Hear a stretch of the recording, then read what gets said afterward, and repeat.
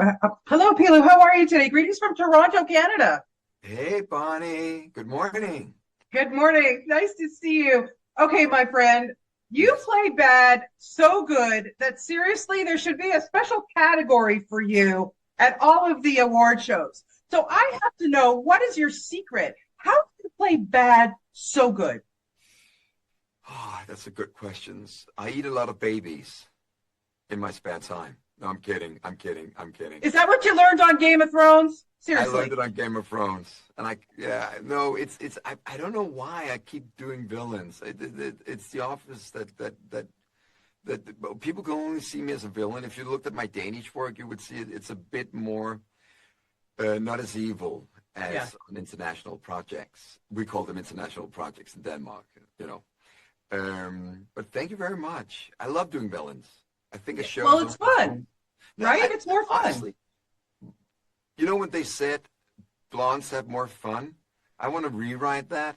Villains have more fun. Hello. I think brunettes have more fun. I'm married to a brunette. I know they do. Okay, but I got to ask you something here, Pilu, because when you are playing somebody so evil or, in any show, but especially with this one, because the power that he has is extraordinary, how do you as an actor justify in your mind that what he's doing is okay? I think if we I don't want to go into a long political decision about historical people doing Sure. wrong things because the thing is this, to be honest, no one is a villain in their own story. We always Yeah. think we're the hero, even though when we're doing something bad. And I think that's the same with villains, that you need to defend them no matter what. You need to love the character. For me, one of the best villains ever made, actually two of the best villains in my book, is Breaking Bad Mm. because he starts out as a good guy, but he's always had that evilness within him. And the second one is Voldemort, but Oh, that's just because I'm a massive Potter fan, and I'm looking forward to the series. Sorry, I am. Um, that's um, okay. yeah, no, I'm a Potterhead, but I always try to defend the characters. I always try to make them as nuanced as possible. Sometimes the script is better. You get more screen time. You can elaborate more. You can make much more nuanced. In in case of the Mule, what I loved about him is that he's kind of misunderstood. I don't want to spoil anything. We'll get a bit of his background, Yeah. and we'll understand why he is who he is. But the thing is, all he needs, all he wants, and all he needs is a bit of love, and that's the only thing he can't get because he's a mentalist. He can control people with his mind, Yeah. and he's never sure if it's true, if it's genuine, the love that, or the affection that people give him. So he end up he ends up becoming lonely. That's also the reason why I was very inspired by Le Petit Prince, The Little Prince, by Yes. Saint-Exupéry, Yep. because that's the story of a little prince on his lonely planet with a little bit of with a little tiny rose in a glass box, trying to find out what it is to be human. That's very much the storyline of the Mule this Yeah. season, you Yeah. know. So But true. but that said, I've done a Nazi zombie.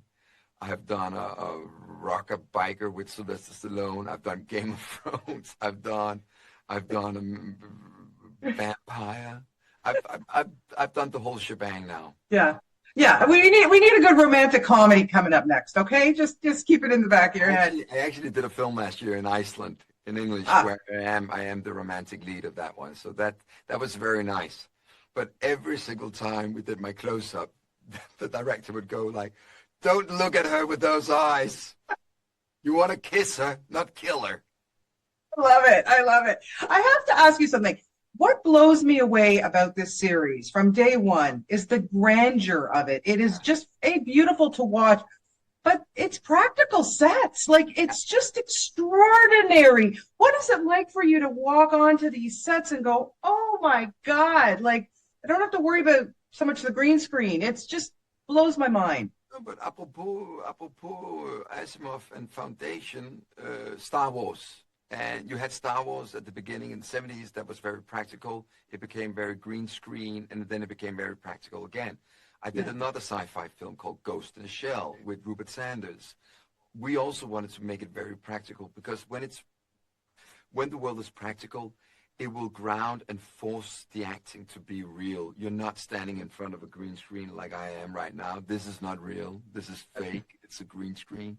Oh, But really? yeah, is it that side? That doesn't exist. It's all in your head. Um, no, you want to make it as practical as possible because it will ground your acting. It will make it much more realistic. It will make you perform better when you can see what's actually happening next to you.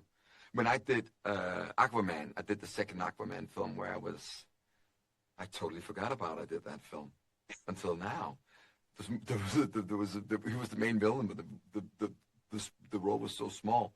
That was all CGI, computer generated.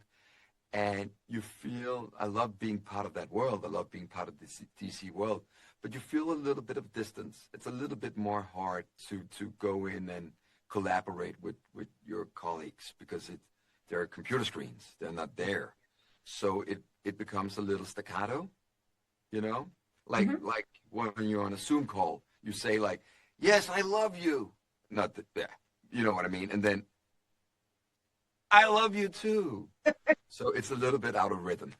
Yeah. Well, you are extraordinary in this. Fans are going to love to hate you, and you are just wonderful to talk to. Thank you so much for your time today. Much. And come visit us in Toronto sometime, okay?